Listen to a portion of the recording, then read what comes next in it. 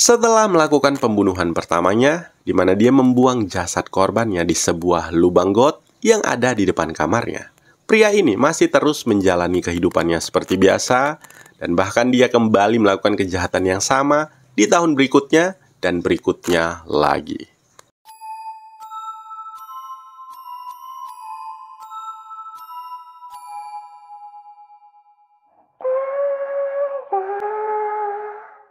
Pada tahun 2011, penutup lubang got di kota Deyang, Provinsi Sichuan, mengeluarkan semburan bau busuk.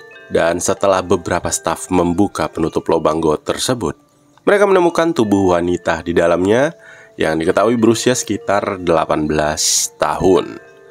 Kemudian tak jauh dari penutup lubang saluran got tempat ditemukannya jasad, terdapat satu lagi penutup lubang yang terletak di ruang jaga lama, di mana ada bekas olesan semen di sekitar penutup lubang got tersebut.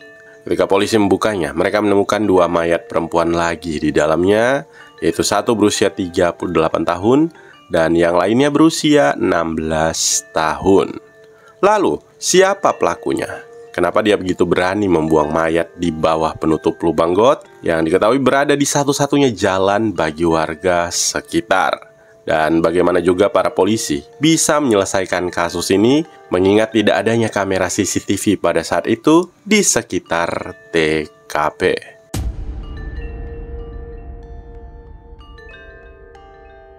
Sekitar awal bulan Maret tahun 2011, para warga yang tinggal di salah satu kawasan di Deyang, Sichuan, terus-menerus mencium aroma tidak sedap setiap kali mereka melewati penutup lubang got di sana, yang membuat para warga akhirnya memutuskan untuk menghubungi Departemen Pengelolaan Saluran Pembuangan setempat.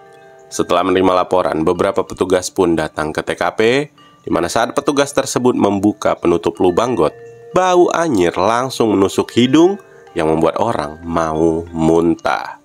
Dan ketika petugas menyinari lubang itu dengan menggunakan sebuah senter, mereka seketika terkejut setelah melihat tumpukan tulang manusia di dalamnya dan memutuskan untuk segera menghubungi pihak berwajib. Kemudian ketika polisi tiba di lokasi untuk mengevakuasi tulang jasad tersebut, mereka tidak menemukan apapun yang membuktikan identitas korban di sekitar TKP. Selanjutnya setelah tim forensik melakukan pemeriksaan terhadap tulang itu, diketahui bahwa korban adalah seorang gadis muda berusia 18 tahun dengan waktu kematiannya adalah 6 tahun yang lalu. Secara umum, tubuh manusia akan menjadi kaku 2 hingga 6 jam setelah kematian. Dan karena korban ditemukan dalam posisi meringkuk, polisi berspekulasi bahwa korban tersebut dilempar ke dalam lubang got beberapa saat setelah kematiannya. Kemudian tugas polisi sekarang adalah menentukan identitas korban. Jadi mereka mulai melakukan penyelidikan di komplek tempat ditemukannya korban dan juga komplek tempat tinggal warga yang ada di sekitar, dengan keyakinan bahwa si pelaku seharusnya tinggal tidak jauh dari TKP. Pada saat ini polisi juga memeriksa daftar laporan orang hilang. Namun sayangnya diketahui tidak ada seorang pun yang hilang dalam beberapa tahun terakhir, baik di komplek tempat ditemukannya korban maupun komplek lain yang ada di sekitar. Keesokan harinya, penyidik yang terus melakukan olah TKP mendapatkan petunjuk baru ketika seorang warga mengatakan bahwa ada satu penutup lubang got lain di dalam ruang jaga tidak jauh dari lubang got yang pertama. Ruang jaga ini memiliki 2 ruangan, yang satu di depan dan satu di belakang, di mana diketahui bahwa ruangan ini sudah lama sekali tidak digunakan. Dan ketika pintu ruang jaga dibuka, bagian dalamnya berantakan dengan udara di dalamnya sangat kotor. Penyidik pun segera melihat penutup lubang got yang dimaksud dan merasakan keanehan karena pinggiran penutup lubang itu memiliki lunturan semen yang sepertinya seorang sengaja membuatnya tertutup rapat. Kemudian saat penutup lubang got di ruang jaga ini dibuka, semua yang hadir pada saat itu seketika mencium bau anyir yang menjijikkan. Bau tengik ini sangat mirip dengan bau busuk yang ada di lubang sebelumnya, namun ini lebih kuat. Dan ketika para penyelidik menyorotkan senter ke dalam lubang, mereka kembali menemukan tulang manusia yang berjumlah 2 orang. Dan berdasarkan pemeriksaan forensik, diketahui bahwa kedua korban adalah wanita, di mana yang satu berusia 30 tahunan dan yang satu lagi berusia sekitar 16 atau 17 tahun. Setelah penemuan ketiga korban, kepolisian pun segera mengetahui identitas mereka, dimulai dari korban yang berusia 30 tahunan yang diketahui bernama May. Waktu itu, ketika polisi mengumumkan tentang penemuan ketiga korban, suami May datang ke kantor polisi mengatakan bahwa istrinya telah menghilang sejak akhir bulan Juni di tahun 2006. Setelah identitas May diketahui, kedua korban lainnya pun dengan cepat terkonfirmasi, di mana korban berusia 18 tahun yang pertama kali ditemukan adalah seorang gadis bernama Zhang Li yang berasal dari Chongqing. Sementara korban ketiga yang berusia 16 tahun adalah gadis bernama Tang Yan yang berasal dari Yunnan. Tim investigasi berspekulasi bahwa pelaku kejahatan kepada tiga korban ini kemungkinan besar adalah orang yang sama. Selain itu, karena ketiga korban ditemukan dalam posisi meringkuk, penyidik meyakini bahwa lubang got adalah tempat kejadian perkara yang pertama. Untuk menemukan siapa pelaku dalam kejahatan ini, polisi pertama-tama memeriksa siapa saja yang memiliki urusan dengan ruang jaga tersebut. Diketahui bahwa ruang jaga ini pernah digunakan oleh beberapa orang, termasuk para pekerja konstruksi yang bekerja di sekitar maupun operator warnet di sebelah ruangan ini. Ada suatu masa di mana para pekerja konstruksi menyewa ruang jaga tersebut, di mana pekerjaan mereka sangatlah mobile.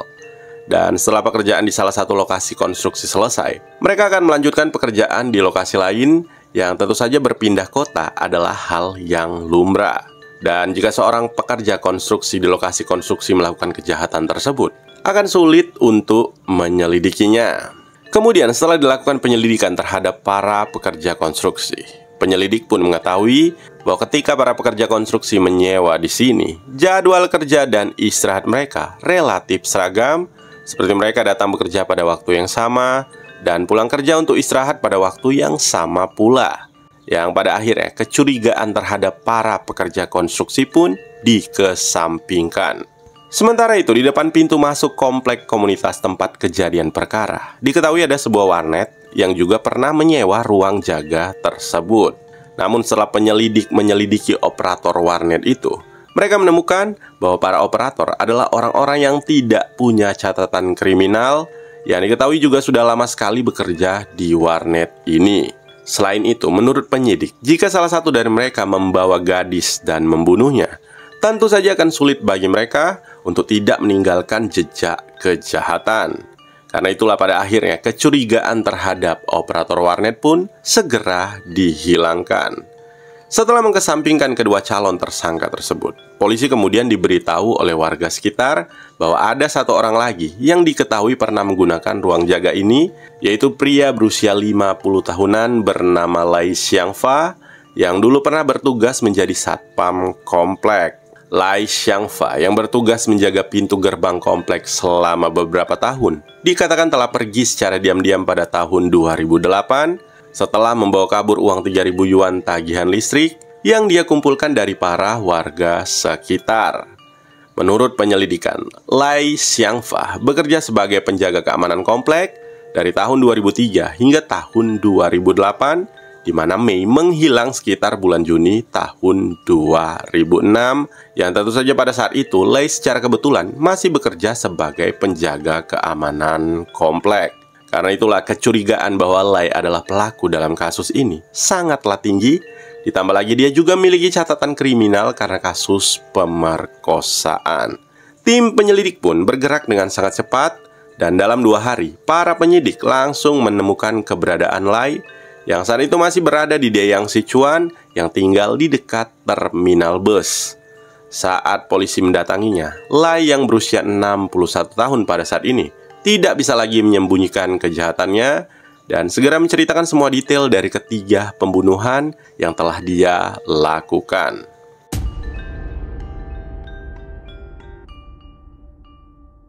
Penyidik pun mulai melakukan interogasi kepada Lai Xiangfa, di mana dia mengakui pembunuhan pertamanya terjadi pada tahun 2004. Korbannya adalah gadis berusia 18 tahun bernama Zhang Li, yang saat itu sedang bekerja di sebuah restoran hotpot, di mana asrama tempat dia dan rekan-rekannya tinggal berada di komplek tempat terjadinya perkara. Perkenalan di antara Lai dan Zhang Li dimulai pada suatu hari ketika Zhang Li datang kepadanya untuk meminta bantuan karena tangannya berdarah disebabkan luka. Melihat Zhang Li kesakitan, Lai dengan antusias memberikan bantuan dengan mengobati tangan Zhang Li menggunakan anggur putih. Kemudian setelah kejadian itu, hubungan di antara mereka pun menjadi lebih intens. Namun itu hanyalah hubungan biasa, seperti seorang anak gadis dengan ayahnya. Hingga suatu ketika, Zhang Li datang ke ruang jaga tempat Lai bekerja dan mengatakan bahwa dia memutuskan berhenti bekerja dari restoran itu, di mana dia meminta Lai meminjamkannya sejumlah uang karena dia tidak punya uang sama sekali. Entah karena Lai merasa kasihan kepada Zhang Li atau dia punya niat lain, Lai pun memutuskan untuk memberinya 50 yuan sambil mengatakan jika Zhang Li tidak punya tempat tinggal, dia bisa menginap di tempatnya malam ini. Dan Zhang Li benar-benar pindah untuk tinggal bersamanya. Beberapa bulan kemudian, Zhang Li mengatakan kepada Lai bahwa dia memiliki keperluan dan minta Lai memberikannya 1000 yuan. Namun, Lai hanyalah pria tua miskin yang tidak punya uang, jadi dia menolak permintaan tersebut yang membuat Zhang Li merasa marah. Dengan nada yang tinggi, Zhang Li memaki Lai sambil mengatakan jika Lai Xingfa tidak memberikannya 1000 yuan, Zhang Li akan melaporkannya ke polisi karena telah memperkosanya. Lai yang mendengar ancaman tersebut tiba-tiba merasa terpancing dan takut karena dia tahu betul rasanya di penjara, sehingga dia dengan refleks mencekek leher Zhang Li hingga membuatnya tewas. Kemudian setelah dia melakukan pembunuhan tersebut, pada tengah malam, Lai melemparkan tubuh Zhang Li ke lubang got yang ada di sebelah ruang jaga dan menutupnya. Selesai dengan Zhang Li, Lai tetap menjalani kehidupannya sehari-hari seperti biasa dan bahkan kembali melakukan kejahatan yang sama di tahun berikutnya, yaitu tahun 2005. Saat itu, korban keduanya berusia 16 tahun adalah seorang gadis bernama Tang Yan yang datang dari Yunan ke Sichuan dengan tujuan mencari temannya. Hari itu, diketahui Tang Yan gagal menemukan teman yang dia cari dan terpaksa membuatnya menunggu hingga larut di depan gerbang komplek. Lai yang melihat Tang Yan mendekatinya dengan prihatin sambil membawakannya roti panas untuk dimakan oleh Tang Yan. Pada malam itu tidak ada kejahatan yang terjadi, di mana setelah menghabiskan roti yang dibelikan Lai, Tang Yan pun pergi. Dan beberapa hari setelahnya, Tang Yan tiba-tiba datang lagi menemui Lai, berencana meminjam uang kepadanya dengan alasan bahwa sekarang dia sedang mencari kerja di kota tersebut. Tentu saja untuk pertama kali, Lai dengan sigap meminjamkannya sejumlah uang. Kemudian beberapa hari berikutnya ketika Tang Yan datang untuk meminjam uang lagi, Lai mengatakan seperti apa yang telah dia katakan kepada korban sebelumnya, seperti jika kau tidak punya tempat tinggal, kau bisa tinggal bersamaku. Dan Tang Yan, seorang remaja muda yang tidak punya kewaspadaan terhadap orang asing, dengan cepat memutuskan untuk menerima tawaran tersebut. Hingga suatu malam, setelah beberapa hari tinggal bersama, pria tua ini mulai melakukan pelecehan seksual kepada Tang Yan. Dan Tang Yan yang jauh dari rumah dengan bergantung secara finansial kepada Lai Xingfa mungkin terpaksa menerima pelecehan itu karena dia tidak punya tempat untuk dituju. Kemudian pada suatu hari, Tang Yan meminta 1000 yuan kepada Lai Xingfa dengan alasan bahwa dia ingin membeli sebuah ponsel. Namun sama seperti korban sebelumnya, Lai menolak permintaan tersebut yang lagi-lagi membuat gadis muda ini merasa marah dan mengancam akan melaporkan pelecehan yang telah Lai lakukan kepadanya. Setelah Lai Xingfa mendengar ini, dia lagi-lagi kehilangan rasionalitasnya dan mencekik Tang Yan hingga tewas. Dia melemparkan tubuh Tang Yan ke bawah penutup lubang ruang jaga, yang dimana letak penutup lubang got ini hanya dipisahkan oleh dinding dari kamar tidur Lai Xingfa. Selanjutnya kejahatan kepada korban yang terakhir terjadi setahun kemudian, yaitu di tahun 2006. Korban ketiga ini bernama Mei, adalah warga lokal dari desa pedesaan di Deyang berusia 38 tahun yang sengaja datang ke kota ini untuk mencari pekerjaan. Pada tahun itu, Lai Xingfa dan Mei bertemu di pesta seorang teman, di mana mereka dengan cepat mengobrol dengan sangat akrab. Setelah keduanya bertemu, Lai Xingfa mengajak Mei mampir ke tempat tinggalnya, dan hubungan romantis di antara mereka pun kemudian perlahan terbangun. Setelah berkencan sebentar, Mei berkata kepada Lai bahwa dia membutuhkan uang untuk memperbaiki rumah di kampung halamannya, dan minta 2.000 yuan dari Lai Xingfa. Tapi seperti yang sudah bisa dipastikan, Lai tidak mampu memenuhi permintaan Mei, yang membuat Mei merasa kesal dan mengancam akan melaporkan bahwa Lai telah memperkosanya. Lagi-lagi dengan pola yang sama, Lai Xingfa yang merasa ketakutan dengan ancaman tersebut, dengan segera mencekik leher Mei, yang membuatnya tewas karena mati lemas, dan kembali membuang jasadnya ke dalam lubang got, tempat dia membuang jasad korban sebelumnya. Setelah membunuh 3 orang, Lai Xingfa tidak langsung melarikan diri, tetapi berpura-pura terus bekerja di sini, seolah-olah tidak terjadi apa-apa. Jika kita melihat ke masa lalu, setelah membunuh Zhang Li di tahun 2004, Tang Yan di 2005, dan Mei di tahun 2006, dia terus tinggal di ruang penjaga selama 4 tahun, di mana ketiga tubuh korban itu berada tepat di sebelah ruangan tempat dia tidur. Dari sini kita bisa menyimpulkan bahwa Lai Xingfa adalah representasi dari apa yang dinamakan sebagai iblis berdarah dingin. Dan jika dia tidak segera ditemukan atau ditangkap, bisa dipastikan dia akan terus melakukan kejahatan yang sama lagi dan lagi.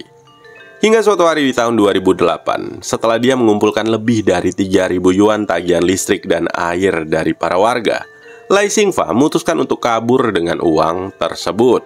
Dan ketika dia ditangkap, Lai Xingfa mengatakan kepada penyidik bahwa setelah dia melemparkan ketiga wanita tersebut ke bawah penutup lubang got, dia sering mengalami mimpi buruk tentang seperti apa rupa ketiga wanita itu sebelum mereka meninggal. Oleh sebab itu, karena dia tidak tahan terus mengalami mimpi buruk, dia pun mencari waktu yang tepat untuk berhenti dari pekerjaannya. Dan ketika dia mendapatkan 3.000 yuan dari warga, tanpa pikir panjang, Lai Xingfa pun segera pergi secara diam-diam. Melihat ketiga korban dalam kasus ini, bisa kita simpulkan bahwa semuanya memiliki pemikiran yang hampir sama satu sama lain, yaitu memanfaatkan pria tua ini demi bisa mendapatkan sejumlah uang, sehingga tidak masalah jika harus terpaksa merelakan tubuh mereka kepadanya. Dan ketika para korban menyadari bahwa pria tua ini hanyalah pria miskin yang tidak punya apa-apa, tentu saja mereka tidak punya alasan lagi untuk menjaga hubungan baik, apalagi harus tinggal dan hidup bersama pria tua mesum yang menjijikan ini. Namun sebesar apapun kita menyesali apa yang telah terjadi, itu tidak bisa mengembalikan kehidupan para korban ke dunia lagi. Dan bersyukurnya Lai Xingfa segera ditemukan setelah 2 tahun kejahatan terakhirnya, karena bisa dipastikan jika dia tidak ditangkap, dia akan terus melakukan kejahatan yang sama di kemudian hari. Hingga akhirnya karena pembunuhan dan penelantaran mayat yang telah dia lakukan kepada 3 orang, pengadilan pun menyatakan bahwa dia bersalah dan memvonisnya dengan hukuman mati.